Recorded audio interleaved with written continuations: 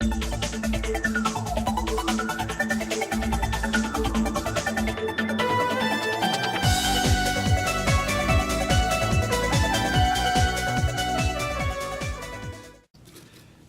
YouTube and welcome to the Blue Corner. In this video I'm going to be doing a Cardfight Vanguard pseudo deck profile. This is just a preliminary build of my Draconic Vanquisher deck that I was testing on CFA, and just to get a feel of what I liked and didn't like of the new cards. And I do have some opinions on them, so this will just be a bit of an overview of them as well.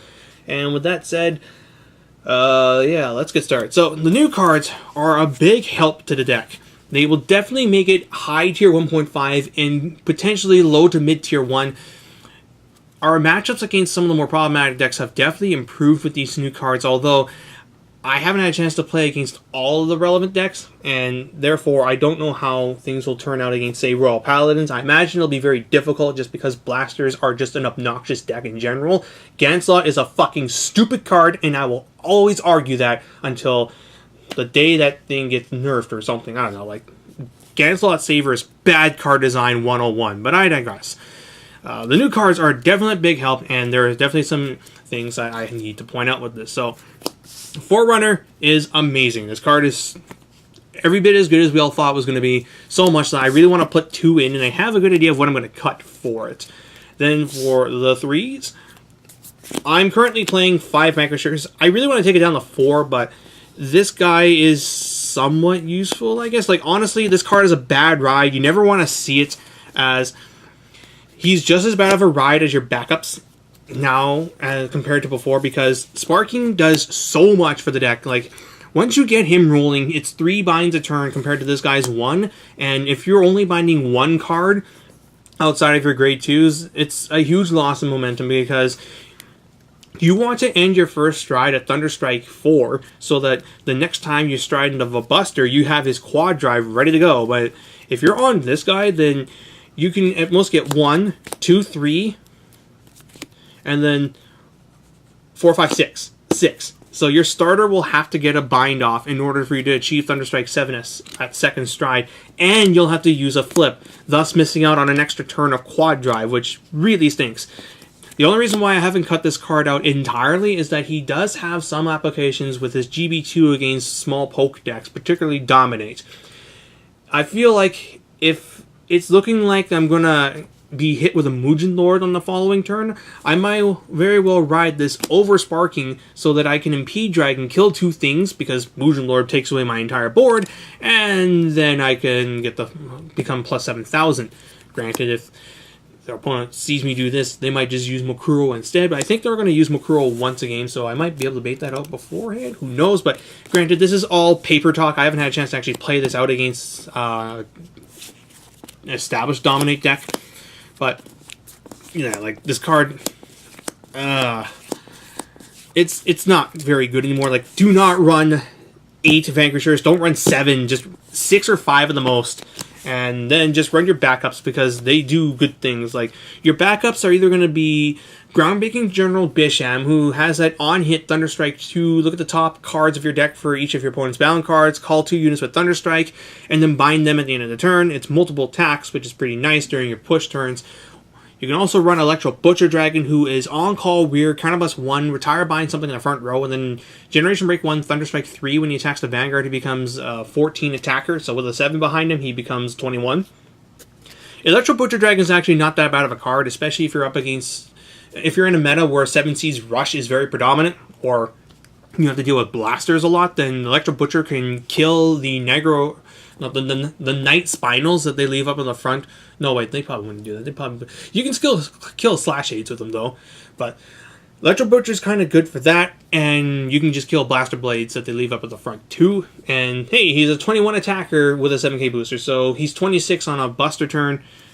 Not bad, but I elected to run Sigmas as my backup. This is a proxy for Sigma, by the way, so just pretend it's Sigma. Sigma, if you don't remember, is his Vanguard skill is useless in this deck, but on Rearguard, you can counterblast 1. If he swings the Vanguard and doesn't hit at Generation Break 1, you discard a card and restand him. And that's once per turn, but you're only going to be dropping Sigma down on your Voltage or Closer Dragon turns, or if their opponent's at 5 damage and you've got a really strong Buster turn lined up, then you'll also go for this guy. But, yeah. I'm limiting the 2 because I don't want to ride it, and the reason why I'm thinking about going down to 6/3s is very much the same logic as the Night Rose deck when I was playing 4 Night Rose in 2 Night Storms, in that while I may risk the chance of G-assisting a bit more, at the same time, when I do G-assist, there's a good chance I will see the card I want to see as I'm running this in multiples, as opposed to the card I'm running less of. And yeah, so like this guy is basically as you want to ride this card like Night Rose wants to ride Starlight Night Rose. Almost never, but unlike Starlight, he has some decent defense potential. But yeah, those are my thoughts on the backup 3s. If we ever get that new promo card that's like a 10k, when it hits something, you bind it. Don't. That thing's terrible. Then for the 2s, I'm still really fond of Shatura. Shatura just gets even better, actually. Because think about the mind games you can pull with this guy. Like, you call Shatura down, your opponent's being that guy who's not going to guard or throw things in the drop zone because they fear Hard Rod. So what do? You just throw Shatura down, and you swing with him unboosted. Now, your opponent's like, oh, I mean, I guess I'll guard that. Oh, wait, now he's going to be able to bind him with these 2 cards. But if they let us hit, I get to draw a card. So if your opponent's trying to play around Hard Rod, you can use Shatura to bait that out. And Shatura with a 7k Thunderstrike unit that gets the buff off of this swings for 21, which is enough to hit grade 3s for the magic number, or they throw 15 shield down to block this thing, and that's just as much of a plus as hitting because, hey, they're down 2 cards and you're aggroing them. Like, Shatura allows you to rush really hard, and I don't know why you would run less than 4 of them. He's still as strong as he ever was, and he gets selective rear drop zone binding, which is also very good for some specific matchups. Then for the backups, so right now I was trying out 4 Glazelle. I'm probably going to cut down on this, as much as I like her ability to be a pressure card and just an annoyance to your opponent. She doesn't really start doing a whole lot until the later part, as her skill is Thunderstrike 5. If you have a Vanquisher Vanguard, she gets an extra 9k, so she becomes 18, and Counterblast 1. Actually, no, I don't think she requires a Vanquisher Vanguard for the first part. I think it's just the other skill. No, whatever.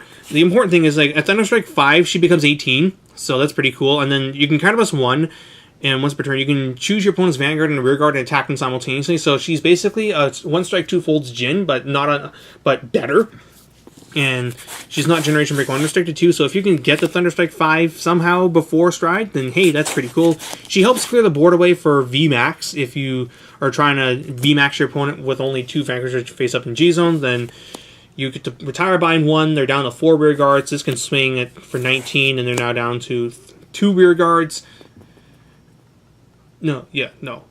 Now they're down to 3 rear guards. Okay, never mind, you wouldn't be able to do that. But if they have 4 rear guards, then yeah, but she just helps you with that regard. And their other skill is when she gets attacked or chosen by your opponent's card effect on rearguard, you get to make them bind a card from drop zone.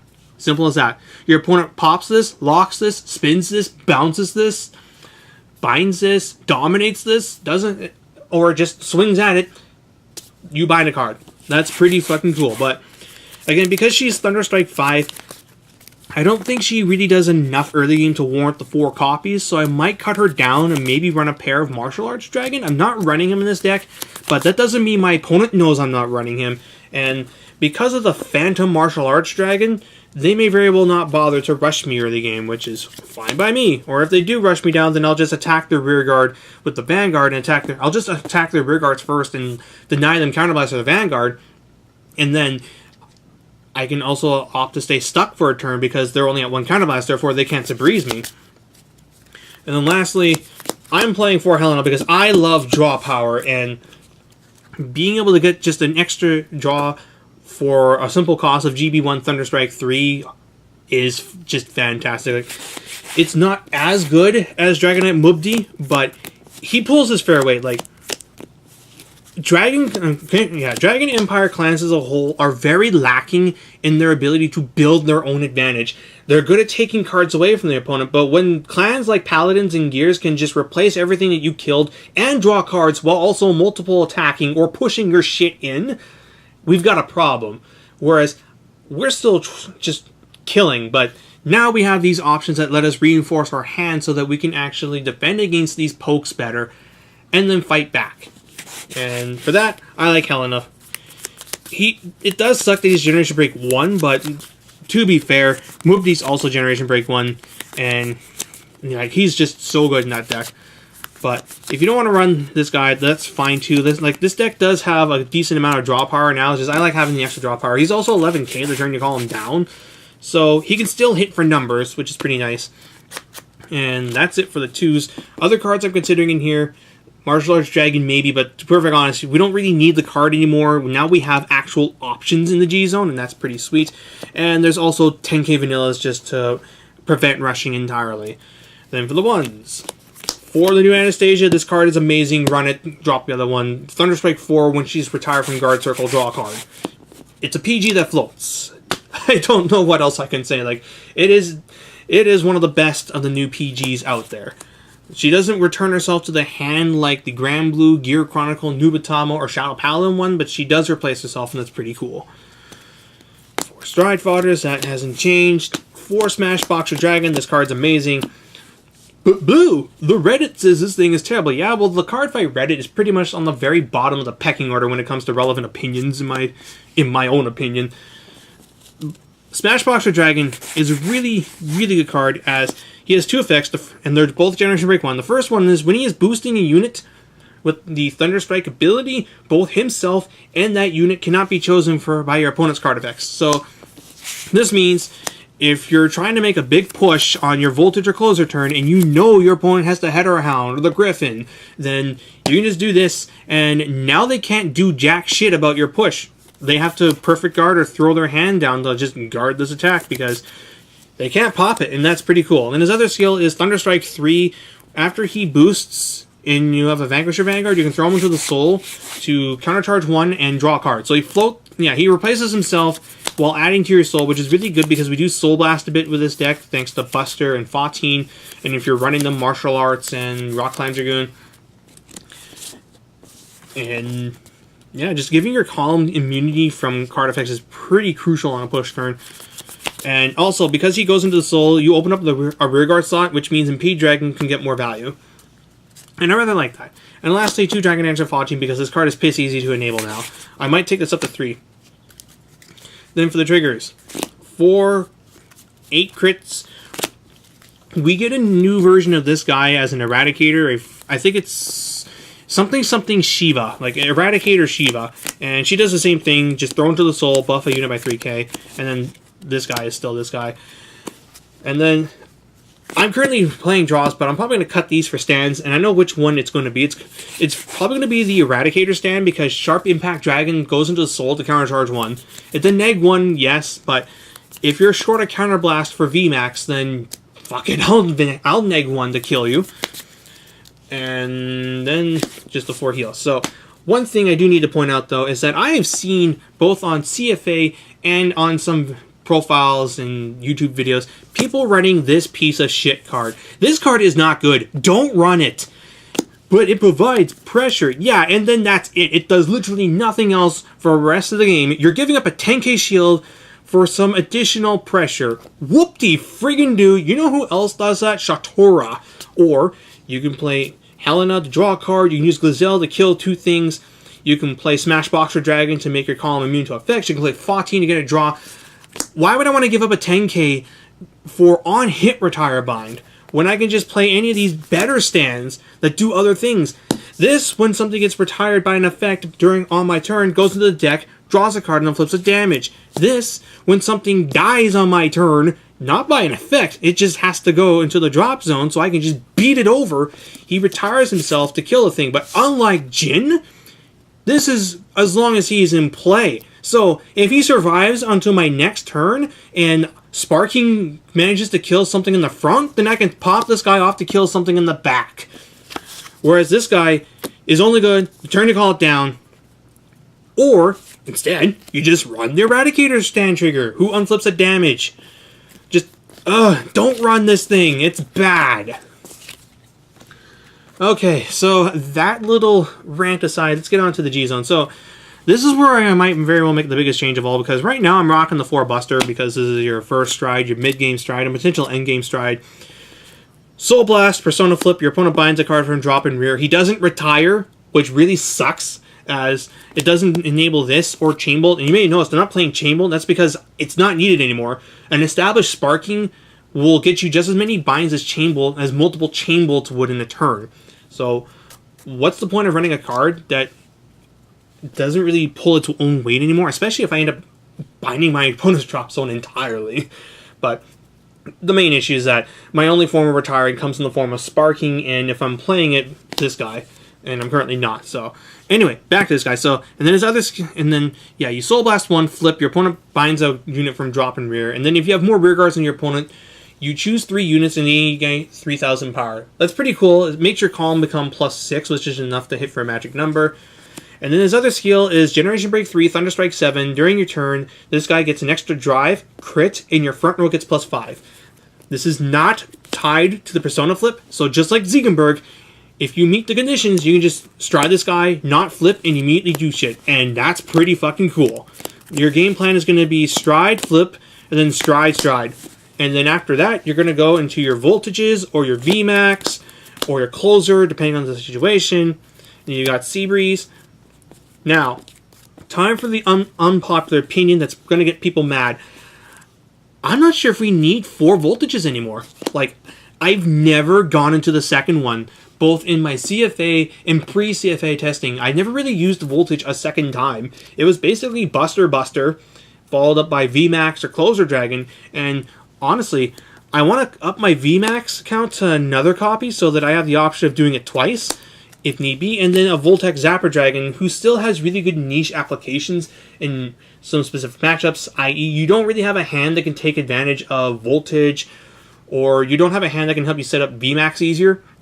Like Kagero, Link Joker, Mega Colony, the Mirror. Like, if you just need to kill the board and you can't push for game, then Voltec can get you there. Like, he can also potentially get you the Thunderstrike 6 as a first stride if you happen to have prior setup. Like, if you're able to get 2 binds off of this guy prior to your stride, then you can just stride this. That's Thunderstrike 4. You swing, you retire bind 2 things there at Thunderstrike 6.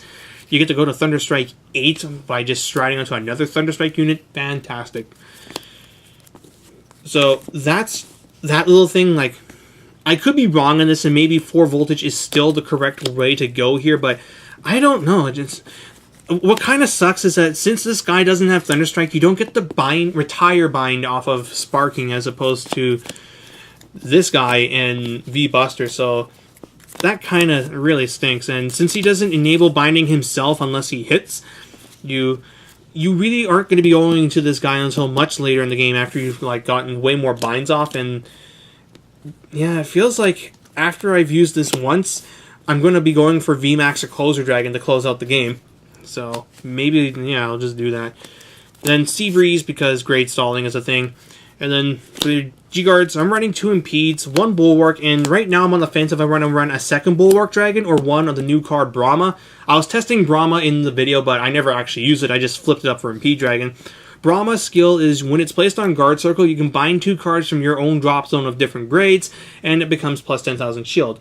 I do need to note that this does add to Closer Dragon, because Closer Dragon counts your own bound cards towards his power buff. Also, side note, for the people out there who don't know how Thunderstrike works based on the number of bound cards entirely. It doesn't matter if it's face up or face down. If you bind cards, so face down via your Nubatama effects, I get the benefits. That's why running those bears is not a smart idea against Narukami, because if you bind 2 of your cards face down and don't immediately get rid of them, guess what? My Focteens are live. Anyway, so yeah, this guy, Brahma, helps feed your closer. The reason why I would consider playing Brahma is that, unlike this guy, he's a conditionless 10k buff. He's a condition. Let me rephrase it. He is a conditionless 20k shield. No, he's a conditionless 25k shield. There we go. Oh my god. He's basically a plot maker dragon that you can use as a first G guard if this isn't live and you haven't had a chance to set this up yet because you didn't stride yet. So that's why I like the Brahma, and then 1 Algleam. So that's what I have so far. Again, this is very subject to change. I really do want to take my grade 3s down to 6, but we do have a Nubatama player here, so I know I'll have to deal with Dominate, and I want to see how this does.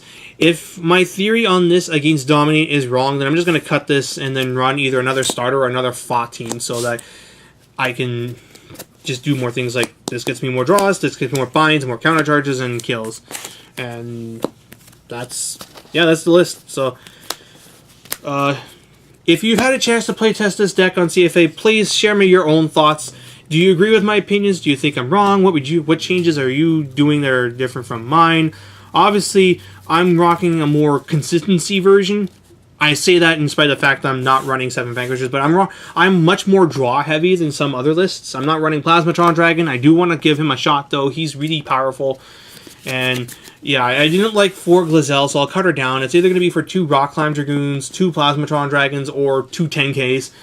And Martial Arts Dragon is kind of not needed anymore, but at the same time, he could theoretically come back in. Like, if Vanguard had a side deck, then Martial Arts would be a staple in there, because he'd be really good for the Blaster matchup.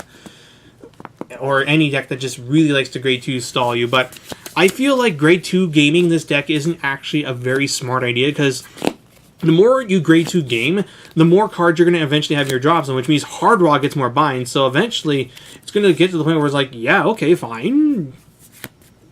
I'll let you get first stride. I'll just G-Guard and be immediate Thunderstrike 7 on my next turn, and now I get to quad drive you right out of the gate and just be up an advantage or something like that. Like, the line of play I've been going with this deck is I've been going first, and then I've been purposely grade stalling for a turn, not just so I can get first stride, but so I can get more binds off, because when you grade stall, your opponent's very inclined to call their own units down and attack your rear guards, and you can either save them or kill them. Then you can attack their rear guards, and then they're in the drop zone, and you can bind them. So if they haven't been putting cards into the drop zone to try and play around Sparking and the Buster, then that's a line of play I would consider doing. Grade 2 games so that they throw more cards down so you can just kill them, then retire them and get some more binds off. But anyway, that's all for now.